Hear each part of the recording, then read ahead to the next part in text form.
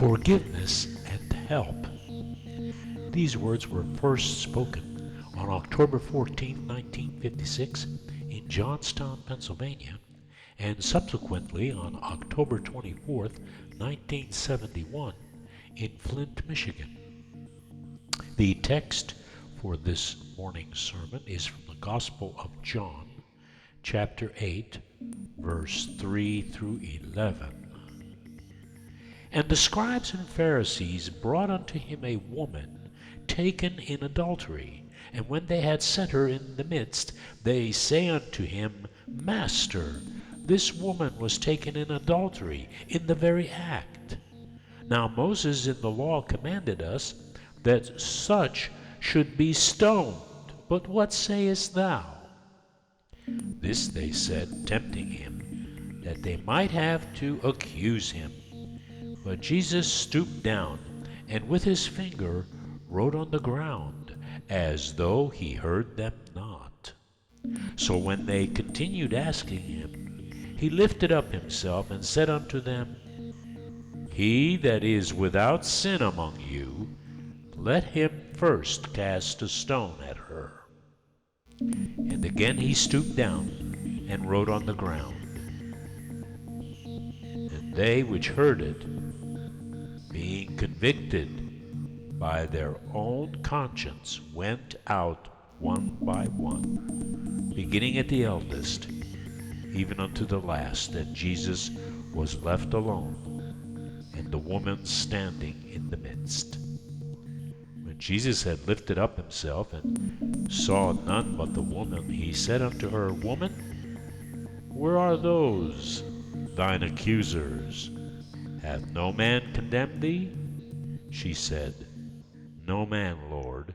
And Jesus said unto her, Neither do I condemn thee. So go, and sin no more.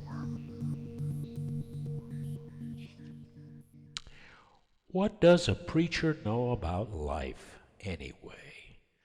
The minister looked at the woman who sat across from him. She was young, well-dressed, good-looking, and yet on her face there were the unmistakable signs of dissipation. She said, My problem is my husband. He has become utterly intolerable. He shows me no respect at all, and the last thing he has done is to cut off my allowance. I'm not operating on a budget now. I can't get a cent from him. Now, the reason I'm coming to you is that he knows you and he respects you, and I want you to sit down and write him a letter and tell him just that he's got to behave differently toward me.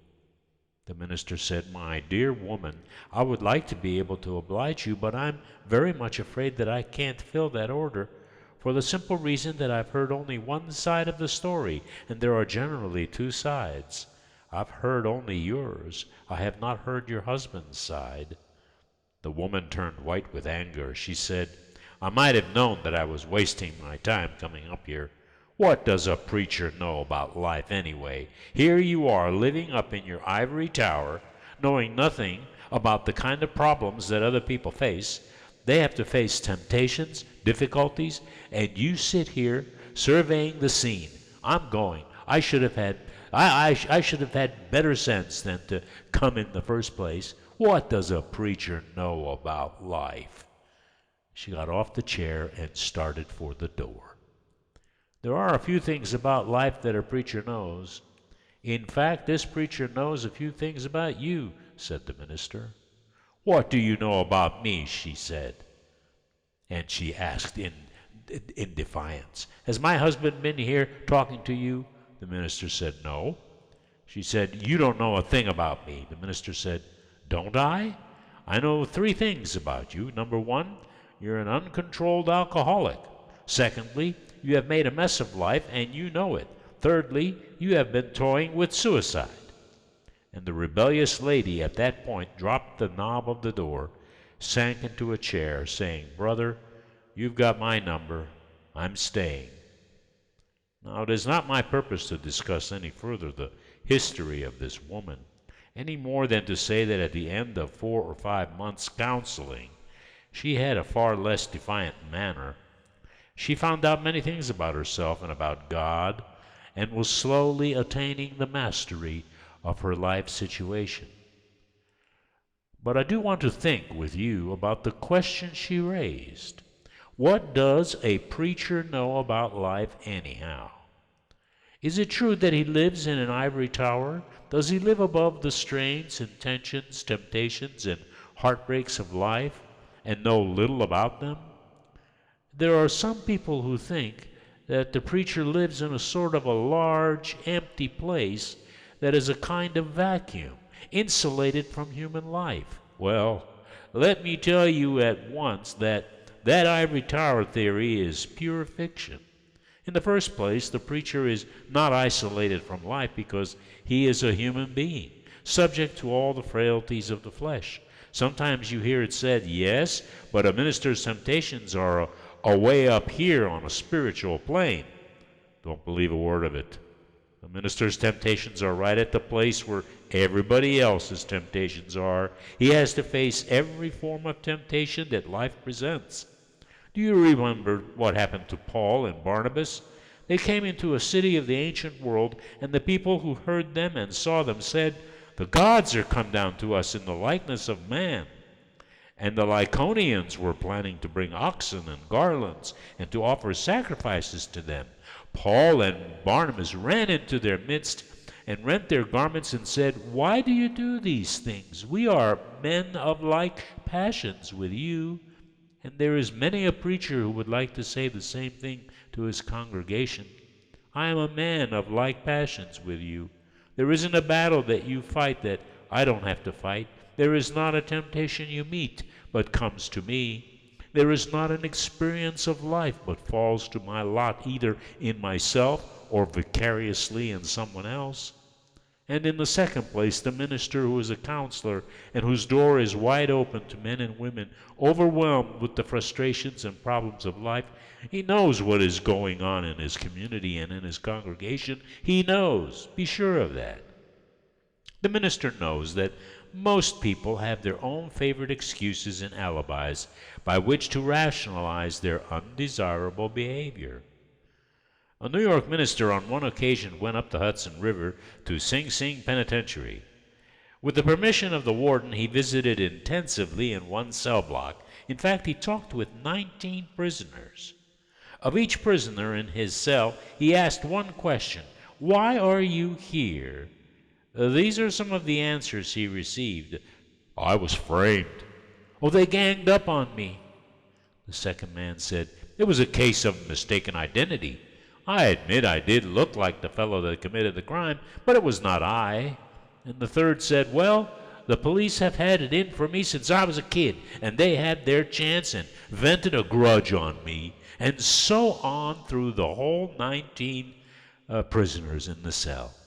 When the preacher got through, he said he didn't know when he had ever found such a large group of innocent people all in one place.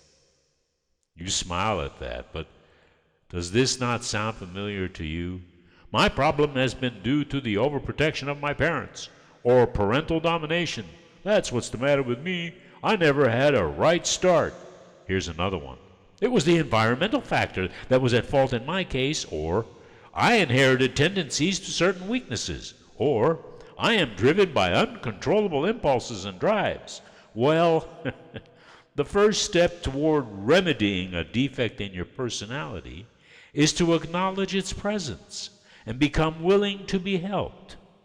It is always a painful business to face your own self. Nothing else is quite as difficult because we all possess an almost infinite capacity for self-deception. You can't trust your own judgment of yourself. You'll fool yourself. You'll trick yourself. You'll know how you rationalize and you explain away your weaknesses. And you know how the Greek philosophers over and over again told us that the essence of wisdom is know thyself. But learning to know yourself can be a dangerous thing. Unless you have some spiritual resource with which to deal with your discoveries, here is a higher wisdom than that of the Greek philosophers. It is the word of a Christian mystic. Know thyself and God. Because when you know God as well as yourself, You have spiritual resource with which to handle the situation. Search me, O God, and know my heart. Try me and know my thought, and see if there be any wicked way in me, and lead me in the way everlasting. You see this illustrated in one of the finest forms of therapy which is available today in one problem area: alcoholism. The 12 steps of Alcoholics Anonymous are full of wisdom and insight and understanding of the human heart, and also of the ways of God with men. Now, the central element is found in the first 3 of the 12 steps. Step number 1: we admitted we were powerless over alcohol, that our lives had become unmanageable. Step number 2: we came to believe that a power greater than ourselves could restore us to sanity. Step number 3: we resolved to turn our wills and our lives over to God as we understand Him. The admission of the need of help, that is the thing I'm talking about. The willingness to be helped. Do you think that is easy? If you do, you haven't counseled with an alcoholic. A man or a woman has to shed blood before admitting, "I'm beaten, I'm defeated." And AA will have nothing to do with you until they get to that stage. The first step toward remedying your defects is to admit them to yourself and to God, if not to a fellow man, and then become willing to be helped. What people need is not condemnation or censure, but understanding and help. Ian McLaren has written unforgettable words. Let us be kind to one another, for all of us are fighting a hard battle. You recall, too, how St. John put it: God sent not his Son into the world to condemn the world, but that the world through him might be saved. And God did not commission preachers of the gospel to condemn people, but to try to understand and to help them, and to bring them the blessings of the great physician. He did not send you to your friends and your neighbors to condemn them, but to help them.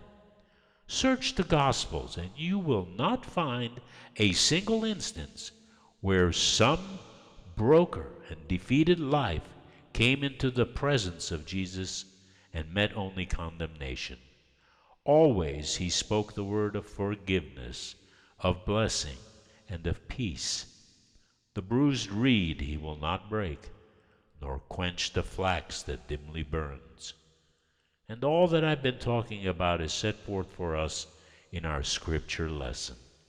The scribes and Pharisees thought to put Jesus on the horns of a dilemma. Whichever answer he made, he'd be in trouble. He would be charged with breaking the Mosaic law if he were to say that the woman should not be stoned. If he said stone her, he would lose the allegiance of the people. They would all turn against him. And so they thought they had put him on the horns of a dilemma. You recall that Jesus stooped down and wrote on the ground. Then he gave the answer that put consternation into their hearts.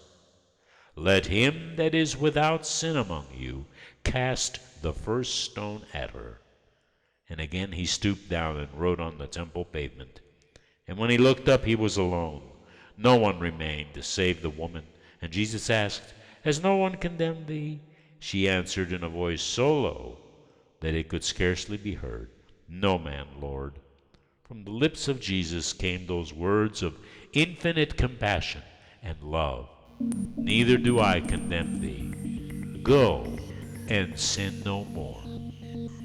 God grant that in a like spirit we may face the problems of a world that is hungry for God, and a field that is white unto the harvest, and ask for forgiveness and help. Amen.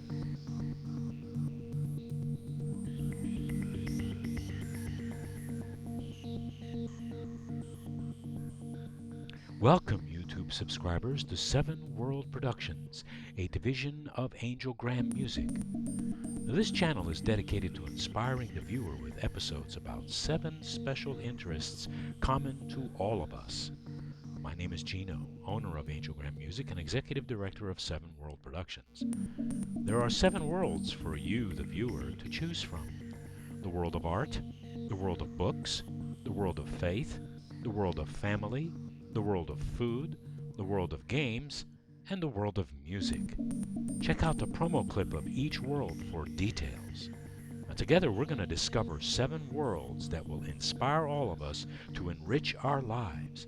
Be sure to click like and leave your comments, and above all, subscribe to receive notification of updates in future episodes. Go and be inspired.